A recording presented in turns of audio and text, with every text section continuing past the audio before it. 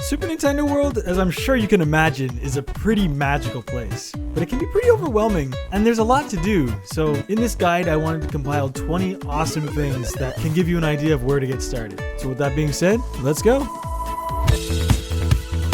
The first one on the list is maybe the most obvious.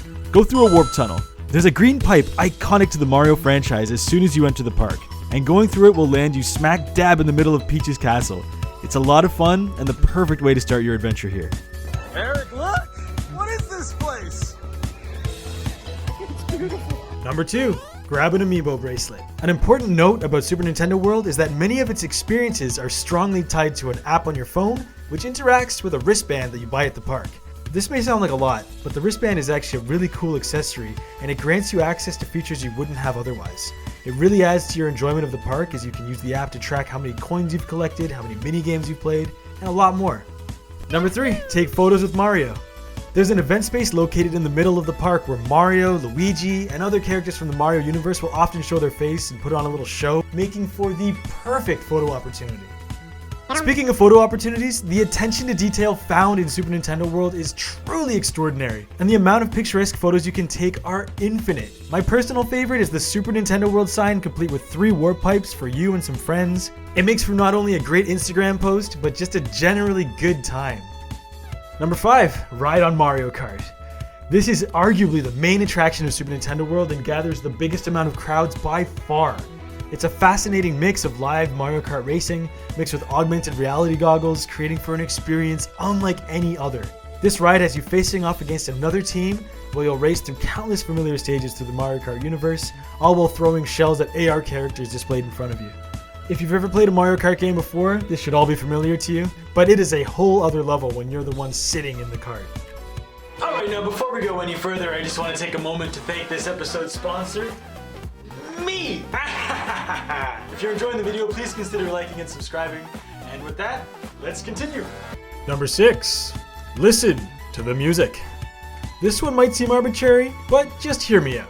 It's easy to get lost in the wonder of Super Nintendo World with all the visual stimulation happening around every corner, but something you may not pay attention to is your sense of sound. This park is full of music from Nintendo's history that is sure to leave you feeling nostalgic. It's the perfect icing on the cake for an already incredible experience.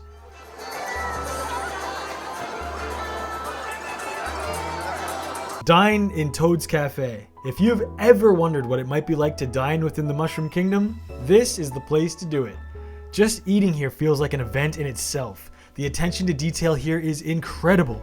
The dining hall is massive, and it's full of windows that lead out to interactive scenes. The dishes are all inspired from characters from the games. There are interactive mini games to keep you entertained while you wait in line, and a giant screen where Toad himself introduces you to the cafe. If you need to take a break from all your adventuring, this is the place to do it.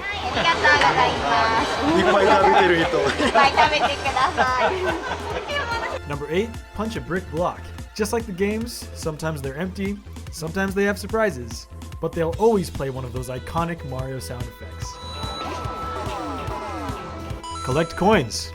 Nintendo World is littered with those iconic question mark blocks that you remember from the Mario series.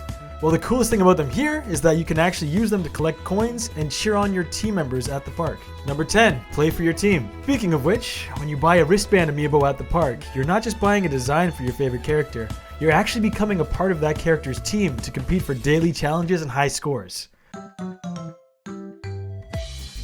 With Super Nintendo World being so popular, sometimes you have to wait in line, but fear not, because there's a lot of Mario stuff to enjoy outside the park too. Like for example, this cafe that serves Mario and Luigi shortcakes, along with hot and cold drinks. That's the good stuff. See how the desserts are being made. Not only can you enjoy this stuff, but you can also see how it's made from start to finish, and the staff here are always happy to pose for a picture. Take some photos at the cafe. Speaking of pictures, once you have your order, this place is full of great photo ops since the walls are designed to look like stages from the games. Take a ride on Yoshi. Now you can finally go on a real Yoshi safari adventure. Well, sort of. This is the second major ride at Super Nintendo World, and it has you riding Yoshi's back, exploring the mountains that you can usually only see from a distance. It's so cool to see a bunch of characters from the Mario universe up close and personal, and it's a ride that everyone should experience at least once. Now, I'm not going to spoil every minigame at Super Nintendo World, but I'll run through a few of them in this video. One of them is this roulette box minigame. This one is a real throwback to games like Mario 3, but this time you get to take control with your own fist. The concept is simple, but when you're face to face with real life-size blocks, the challenge is doubled.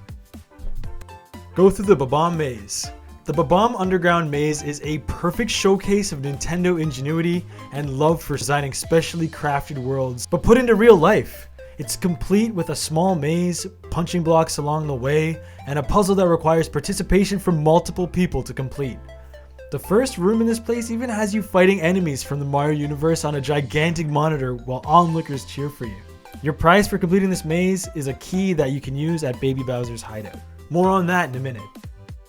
Look through some binoculars.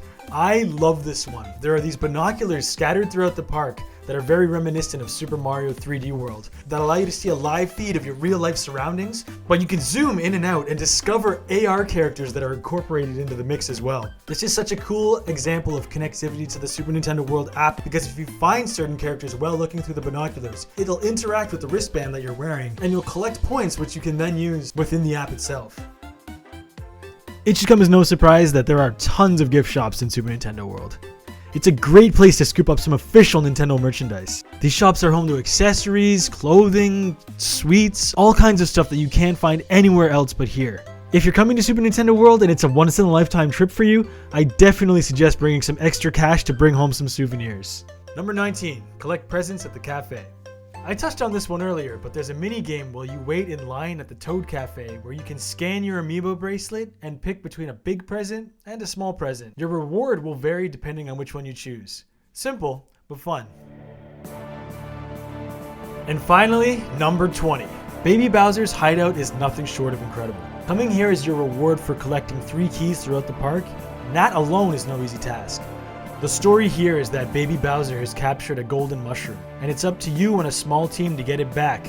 On your way to fight him, you'll come across dozens of traps and life-size paraphernalia from the Mario universe. The fight with Baby Bowser himself is totally unreal because it projects a shadow version of your real self onto a monitor across from you. You have to use that shadow to deflect bombs, get power-ups, shoot fireballs, and more. What's even cooler is that if you get hit by a projectile, you'll actually shrink down to half size. I'll try not to spoil everything here, but the rush from this final battle makes it totally worth the task of collecting those 3 keys. We got it!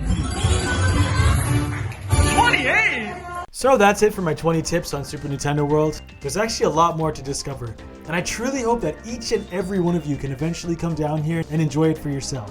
Thank you so much for watching, and I'll catch you in the next video.